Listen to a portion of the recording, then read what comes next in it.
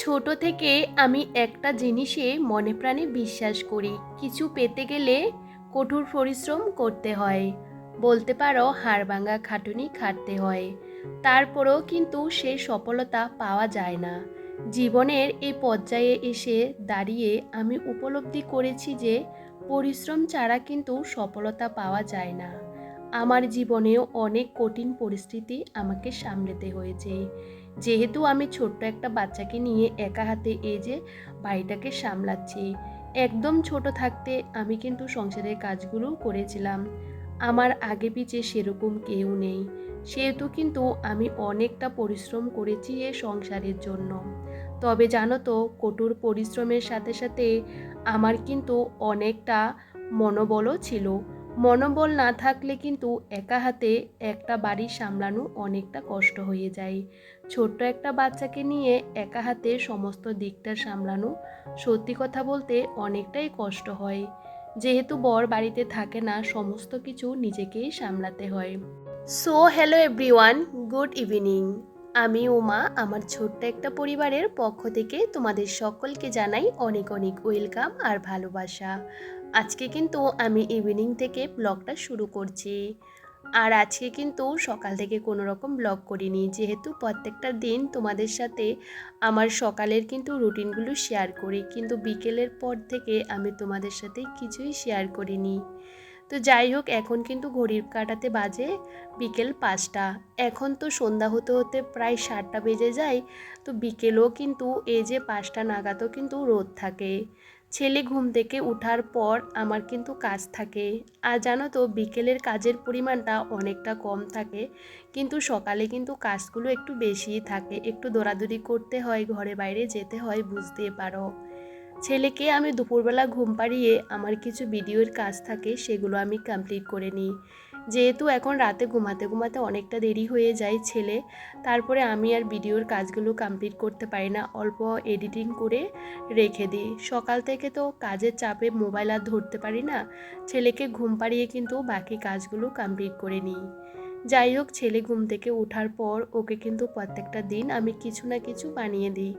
তো আজকে ভাবলাম চলো ওকে রোল বানিয়ে দিই, কারণ অনেক দিন হয়ে গেছে ওর শরীরটা সেরকম ভালো ছিল না দেখে রোল টোল কিছু বানিয়ে দিচ্ছি না। তো আমি সবসময় ওকে কিন্তু আটা দিয়ে রোল বানিয়ে দিই, তবে একদম ঘরোয়াভাবে, সেরকম আমি কিছুই দিই না। আর আমার ছেলে কিন্তু শসা টসা এগুলো কিন্তু ওই যে এভাবে দিলে কুচি কুচি করে দিলে খেতে চায় না, এমনি আস্ত গোটা গোটা দিলে ও কিন্তু খেতে পারে। আর এমনি দিলেই খায় না, পেঁয়াজ টেয়াজ তো খায় না।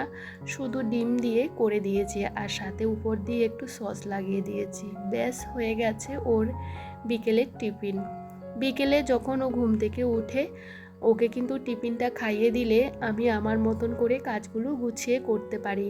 সত্যি কথা বলতে এখন যেহেতু সন্ধ্যা হতে হতে 7টা বেজে যায়, সেহেতু কিন্তু এখন ওকে টিফিনটা আমি তাড়াতাড়ি দিয়ে দিই, কারণ সন্ধ্যাবাতি দিয়ে ওকে আবার পড়াতে বসাতে হয়। তো যাই হোক, এদিকে আমার একটা চিয়া সিড ছিল না, মানে একটা অনলাইন থেকে এসেছে আর কি। আসলে আমি সবসময় চিয়া সিডটা মার্কেট থেকে কিনে নিয়ে আসি, তবে এবার বর এসেছিল, আমি বলতে ভুলে গেছিলাম। তো আমি অনলাইন থেকে অর্ডার দিয়ে এটা আনিয়েছি। তো ভাবলাম এটা কেমন হবে। তো হাত দিয়ে ধরে দেখছিলাম যে মোটামুটি ভালো আছে। চিয়া সিড কিন্তু আমি সবসময় খাই না, ওই যে মাঝে মধ্যে খাওয়া হয়। চিয়া সিডটা কি বলতো, সবসময় খাওয়া ভালো না, ওই যে একটু গ্যাপ দিয়ে দিয়ে খেলে অনেকটাই ভালো। আমি যেটুকু জানি সবটা তোমাদের সাথে বললাম আর কি। বিকেলে এই যে বিছানাটা আমি গোছাইনি, ঘুমিয়েছে ছেলে, ঘুম থেকে ওঠার পর ওকে খাইয়ে দিয়েছি। আর এখন কিন্তু বিছানাটা গুছিয়ে নেব, কারণ প্রত্যেকটা দিন আমি কিন্তু এভাবে বিকেলের কাজগুলো করি। আসলে কি বলতো, এখন তো বর্ষাকাল, আর ছেলেকে নিয়ে বিকেলে সেরকম বেরোই না। তবে কালকে বিকেলেও একটু ছেলেকে নিয়ে রাস্তাতে গেছিলাম, হেঁটে এসেছি। ভীষণ বিকেলে কান্নাকাটি করে বাড়ির থেকে একটু বেরোনোর জন্য। আজকেও কিন্তু ঘুম থেকে উঠে কান্নাকাটি শুরু করে দিয়েছে ওকে একটু রাস্তাতে নিয়ে যাওয়ার জন্য। আসলে এখন বর্ষাকাল, বৃষ্টি বাদলের দিন, একটু পর পর হালকা হালকা ঝিরিঝিরি বৃষ্টি পড়ে, সেহেতু কি বলতো কোথাও নিয়ে যাওয়া হয় না। তবে ভাবলাম চলো এই যে একটু রাস্তাতে ঘুরিয়ে নিয়ে আসবো, তার আগে বিকেলের সমস্ত কাজকর্মগুলো করে যাচ্ছি, কারণ একবার রাস্তাতে গেলে না ও আর বাড়িতে আসতে চায় না। তো সে কারণে এই যে বিছানাপত্রগুলো তুলে নিলাম আর সুন্দর করে গুছিয়ে এই যে ঝাড়পাট দিয়ে নিচ্ছিলাম। এই কাজগুলো কিন্তু প্রত্যেকটা দিন একই রকমই থাকে, কারণ দেখবে ঘর দুয়ারগুলো সকাল সকালেই যদি গুছিয়ে নেওয়া যায়, মানে সন্ধ্যা হওয়ার আগে আগে কাজগুলো আমি সেরে নিই। ছেলে ঘুম থেকে ওঠার পর আমি ছেলেকে খাইয়ে দিই, তারপরে নিজের মতন করে বিকেলের কাজগুলো করে নিই। আসলে কি বলতো, সন্ধ্যা হয়ে গেলে তো ঘরটর ঝাড় দেওয়া ভালো না, আর সেটা তো তোমরা সবাই জানো। আর জানো তো, আমি সবসময় বিকেলের কাজগুলো একটু তাড়াতাড়ি করে করে নেওয়ার চেষ্টা করি। আমার হাতে যেহেতু সময় থাকে, আমি কিন্তু ওই যে সন্ধ্যার জন্য কোনো রকম অপেক্ষা করে থাকি না। যাই হোক, এদিকে দুটো ঘর ভালো করে গুছিয়ে এখন ঝাড় দিয়ে নিলাম, আর বাইরের জায়গাটা এখন ঝাড় দিয়ে নিচ্ছিলাম। এখনও কিন্তু বেশ সুন্দর বেলা আছে। ওই যে তোমাদের বললাম এখন সন্ধ্যা হতে হতে 7টা বাজে, সে কারণে কি বলতো, হাতেও অনেকটা সময় পাওয়া যায়। আর কিছুদিন পর তো আবার শীতকাল চলে আসবে, তখন দেখবে হাতে এক ফোঁটাও সময় পাওয়া যাবে না, মানে দিনটা অনেকটা ছোট হয়ে যাবে। তখন কাজকর্মগুলো করে হাঁপিয়ে যাব, কারণ এত তাড়াহুড়ো করে কাজকর্ম করতে হবে আর কি বলবো। আর বিকেলে এখন সেরকম রাস্তাঘাটে কেউ বেরোয় না, কারণ এই যে বর্ষাকালে চারপাশে দেখতে পাচ্ছ প্রচুর জংলা হয়ে গেছে। তবে বিকেলের পরিবেশটা ভীষণ ভালো লাগে, জানো তো। ওই যে বললাম, রাস্তাতে বেরোলে আমার ছেলে বাড়িতে আসতে চায় না। তো যাই হোক, বাড়িতে আস্তে আস্তে সন্ধ্যা হয়ে গেছে, তো ভাবলাম চলো সন্ধ্যাবাতিটা দিয়ে দিই। আগে থাকতে সমস্ত কিছু যদি গুছিয়ে রাখা যায় না, পরবর্তীকালে কিন্তু সমস্ত কাজগুলো করতে কোনো রকম অসুবিধাও হয় না। যাই হোক, এই যে আমি কিন্তু এখন সন্ধ্যাবাতিটা দিয়ে নিচ্ছি। প্রত্যেকটা দিন চেষ্টা করি একটু নারকেলের খোসা দিয়ে ধূপটা দিতে, ভীষণ ভালো লাগে জানো তো। তবে প্রত্যেকটা দিন দিতে পারি না জানো তো। তবে সপ্তাহে 2টো দিন চেষ্টা করি একটু ধুনো দিয়ে পুরো বাড়িটার মধ্যে সুন্দর করে দিয়ে দিতে। এত সুন্দর স্মেল বেরোয়, ভীষণ ভালো লাগা কাজ করে বলতে পারো। এই যে সন্ধ্যার সময় ধূপ দিচ্ছিলাম, এত একটা সুন্দর মানে সেন্ট বেরোচ্ছে, অনেকটা ভালো লাগে। ধূপের গন্ধ আমার এত ভালো লাগে, তোমাদের কি আর বলবো। সাথে কর্পূর দিয়েছি, পুরো বাড়িটা গন্ধে না মোমো করছিল। যাই হোক, সন্ধ্যাবাতির সময় আমি সবসময় চেষ্টা করি প্রত্যেকটা বাড়ির লাইটগুলো জ্বালিয়ে দিতে। তারপরে কি বলতো, আমি একটু হনুমান চালিসা পড়ে নিয়েছিলাম। আমি সপ্তাহে 2টো দিন, শনিবার আর বুধবার কিন্তু হনুমান চালিসা পড়ি। তবে জানো তো, পুরোটা আমি কমপ্লিট করতে পারি না, 2 দিন লাগিয়ে আমি কমপ্লিট করি। তবে জানো তো, হনুমান চালিসা আমার পড়তে ভীষণ ভালো লাগে। সে কারণে সন্ধ্যার সময় আমি একটু পড়ে নিই, মনটা অনেকটা শান্ত হয়ে যায়। তবে জানো তো, ঠাকুরের কাজ করতে সবারই ভালো লাগে। সংসারের কাজকর্ম যতটা করে শান্তি পাওয়া যায় না, কিন্তু এই যে ঠাকুরের কাজ করে কিন্তু দ্বিগুণ কিন্তু অনেকটা শান্তি পাওয়া যায়। তো যাই হোক, কালকে তো বৃহস্পতিবার, সে কারণে এই যে ঠাকুরের জায়গাটা ভালো করে পরিষ্কার করে নিচ্ছিলাম। কালকে ছেলের স্কুল আছে, তারপরে বৃহস্পতিবারের কাজকর্ম সবটা মিলেমিশে আমার কাজের চাপগুলো কমানোর জন্য আমি কিন্তু প্রত্যেক বুধবারে আর কি সমস্ত কাজগুলো গুছিয়ে নিই। বুধবারে কিন্তু ঠাকুরের এই যে লক্ষ্মী ঠাকুরের ঘরটা আমি তুলে নিই, সাথে বাসন কোসনগুলো একটু মেজে একটু পরিষ্কার করে নিই। সকালবেলাও মাজতে হয় যদিও বা, তবে একটু ধুয়ে রাখি আর কি, ফুল টুলগুলো ফেলে। তো এই সমস্ত কাজগুলো যদি আমরা করে নিতে পারি, তাহলে দেখবে পরের দিনের কাজের চাপটা অনেকটাই কম থাকে। সমস্ত কাজগুলো আমরা গুছিয়ে রাখি, তবে গুছিয়ে রাখলে অনেকটা ভালো লাগেও কিন্তু মনের মধ্যে কাজ করে।